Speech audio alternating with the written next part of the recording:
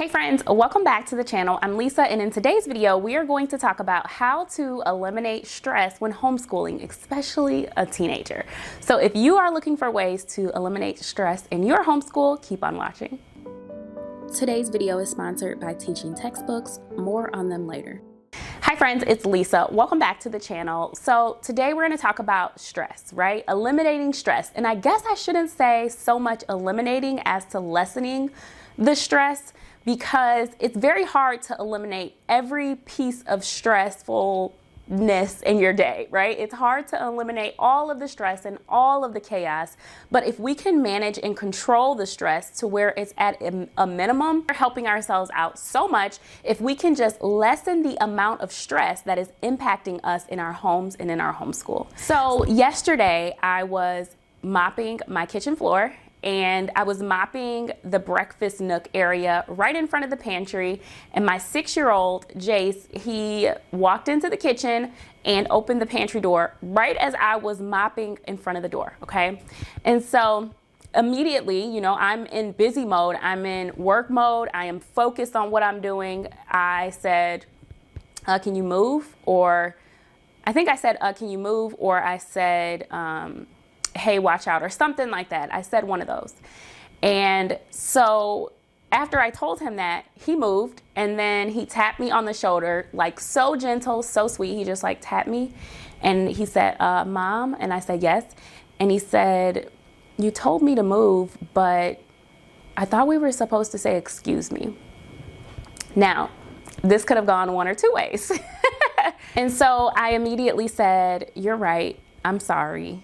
And I gave him a hug. Now, thinking to back in the day, it would not have happened like that, right? But I instantly let my pride, or put my pride aside. I set my pride aside because he was right. And even though he's 6, it does not mean that he can't be right. It doesn't mean that I can't be wrong. From that lesson, I learned 3 things, and I want to share those with you today. You reap what you sow. Eventually, not now, not immediately, but eventually you will be able to harvest what you times that we spend with our kids, correcting them or reminding them to say thank you when someone does something or gives them something, or, you know, compliments them, to say thank you, to use your manners, to say please, all of those things, all of the many, many times that we remind them of that inside as well as outside of the house. Those things come back. They will catch on and they will remember those things. But I feel like it's harder for us to be reminded or to remember that when it comes to homeschooling. It's the same thing. It's the exact same thing. We are pouring into our babies every single day. So how does this help eliminate or lessen stress in the homeschool? I feel like because we don't see immediate results, like even with my teenager, it's been a transition for us. I've been very open about it with you guys, and it's been a transition for us, just getting into the groove of things and him understanding the setup of our homeschool and how it operates and how it works and all of that. And not seeing immediate results when we're pouring so much in each and every day is tough. It is very, very tough. And somehow the world has given us this sense of entitlement, like we have to see immediate results right now. Like everything has to be rushed and everything has to happen right now. And if I say something to my kid, they better change it right now. This instant. For myself, even with this platform, even with YouTube, it's very difficult to create content and to put things out there and to pour your heart and your soul into things, and you don't see the results or the growth instantly. You don't see it. And that's not how every part of life works. You have to sit back and watch things flourish. You have to water. You have to fertilize. And sis, it is sowing season. We have to sow into our babies if we want to see them bloom, blossom, and grow. And when we're sowing into our babies, we want to make sure that we are sowing them in good soil. And think about the home that the environment that you're creating around seeds, around your kids. What type of environment are you creating around them? Because if you are a gardener, if you know anything about planting, you never want to plant your seeds into soil that's not good. You want to have good soil to plant your seeds in. So you want to bring your kids up in a good, solid foundation, a good, solid home. So release the expectation from the outside world and work on investing in your home and in your soil. And you want to fertilize that plant. You want to fertilize those kids with love. So every single day, showing up with patience, showing up with love for your babies, and understanding that eventually you will get to the place where your babies are going to blossom and they are going to flourish and they are going to stand tall and look good. It's going to be because of everything that you've done to pour into them to ensure that they came from a good, nice, steady, firm home, and they were able to plant their roots so deep into your home, and you fertilized them with love and they grew. You will be able to reap what you sow now. So again, sis, this right now, this time is sowing season. Release the expectations of the world and focus on your babies and sowing into them. If you can get that mindset, you will have a less stressful, a less intense homeschool if you have an understanding that you're not going to see these changes instantly. The second lesson that I learned from this situation is to receive the help, sis. Receive it. Receive the help that is there, was created for you. Now, if I did not receive the help of my sweet baby correcting me and reminding me of the values and the morals and what we've instilled in them in this home, how would that have looked? My other kids were around, so I would have looked like this stubborn mom set in her ways who thinks that she's right and she is the only person right in the house. And, you know, it's not a practice what you preach atmosphere at all. It's a me, my rules, my house kind of a thing. And that is just not it. I want to do life with my kids. I want to grow and learn with them. So receive the help when you get it. If you get the opportunity, receive it.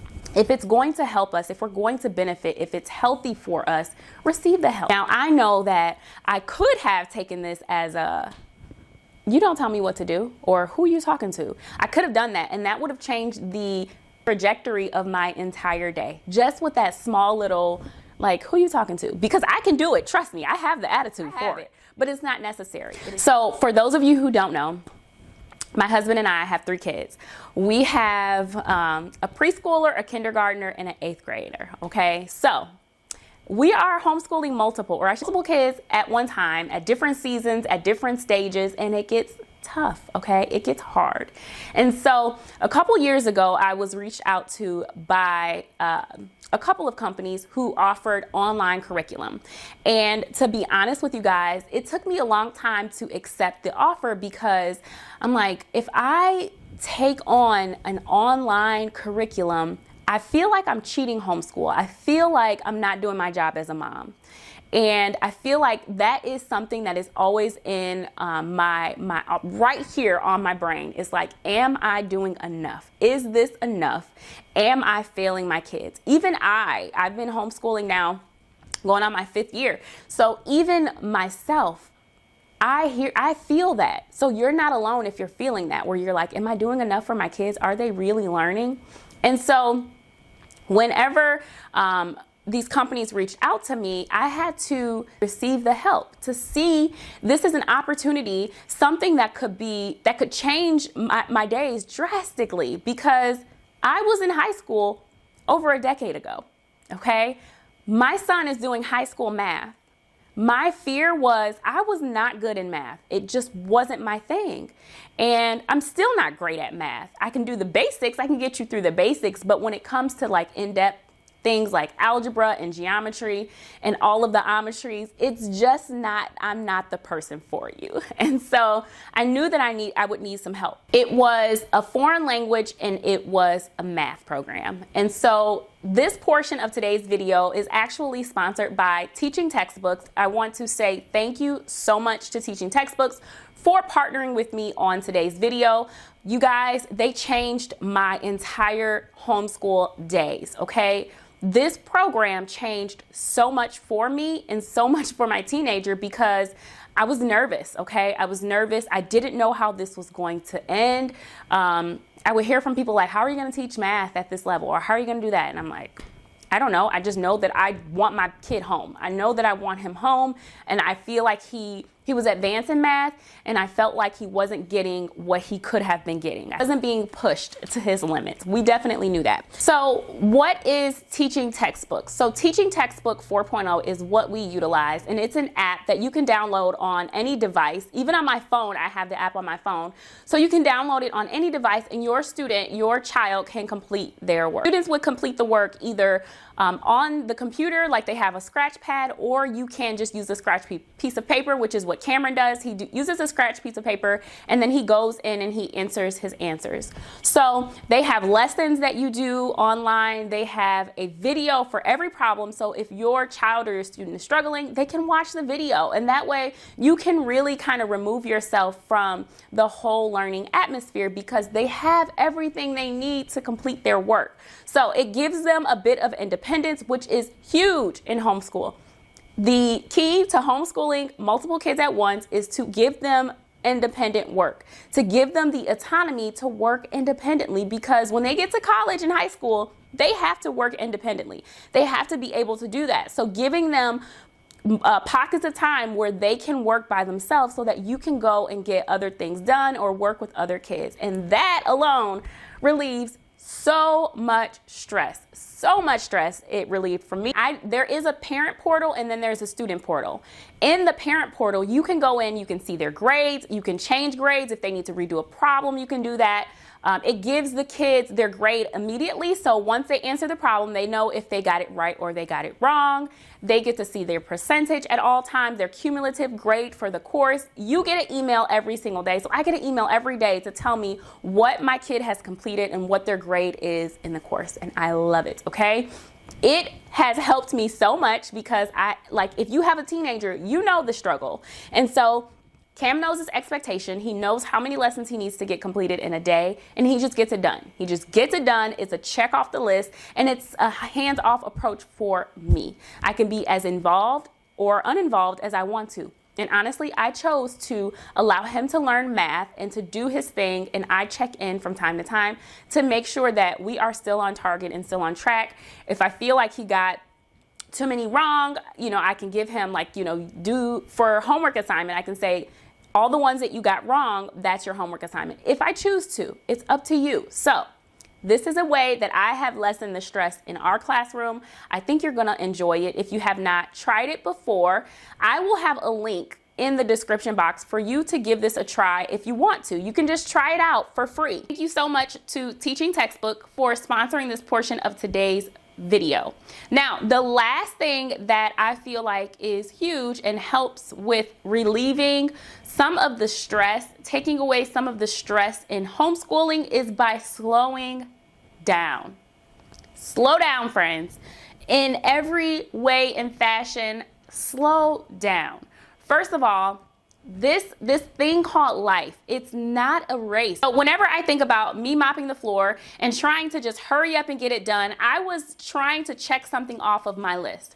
I did not take my time and take care of the things around me before I started. So when I responded to my baby who wanted to get a snack, which it was snack time, so that wasn't anything abnormal, he wanted to get a snack, I responded quick and snappy. It was a move out of my way, or watch out, I'm trying to get this done. I was so focused on the task in front of me that I was rude, I was short. And so slowing down will relieve so much stress in our day-to-day responsibilities. And I feel like it's important to say, just slow down. Take your time.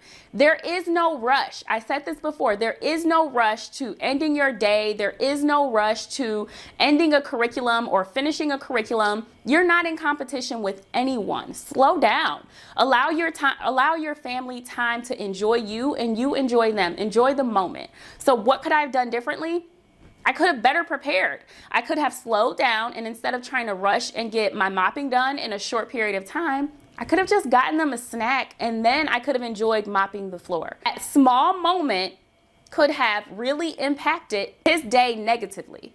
And so we don't want to do that. We want to slow down so that we can handle life with care. And in homeschooling, whenever we're deciding on a curriculum or whenever we're giving a curriculum the boot, remember to slow down before pulling the carpet underneath your feet, unless it is negatively impacting or physically impacting your child to where they don't want to come to school or they don't want to open the book and all of that. That's different. That's a whole different thing. But if a curriculum is no longer serving you and your family, slowly transition into something else. Don't just rip the Band-Aid off of the wound when you don't have anything else to replace it with, if you don't know how to handle that transition first. So do your research and try to figure out what you want to replace it with, and then slowly incorporate that curriculum into your lifestyle. I myself am guilty of just kind of pulling the rug from beneath my feet. I did it this year, and I will tell you that I struggled for about 2 months trying to find a curriculum, and I just struggled every single day. If I would have slowly transitioned into another curriculum, it wouldn't have been so stressful. So number 3 for me is to slow down and enjoy the moment. Slow down and prepare yourself for moving forward even better. So that is everything that I have for you for today's video. Please do not forget to check out Teaching Textbook 4.0. I think you will absolutely enjoy it. I will have a link for you in the description box below. If you'd like to take advantage of the free trial, please click on my link in the description box below and let me know if this was helpful for you. If you have other tips or suggestions for other mamas like me or others out there that will help us slow down or will help us relieve the stress of homeschooling, please leave it in the comment section down below. Until next time, friends, take care and have a beautiful day. Bye, friends.